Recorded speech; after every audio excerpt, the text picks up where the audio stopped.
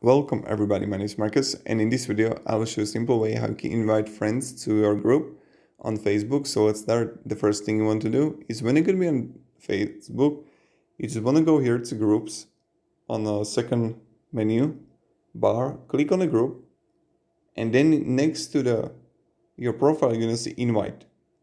And right here you can simply invite whoever you want from your friend list. So my friend, this guy, whatever. You can copy link to group or share in Messenger or more options. So this is pretty much it how you do it. Thank you very much everybody for watching. If you have any questions, guys, ask me down in the comments and have a great day and goodbye. See ya.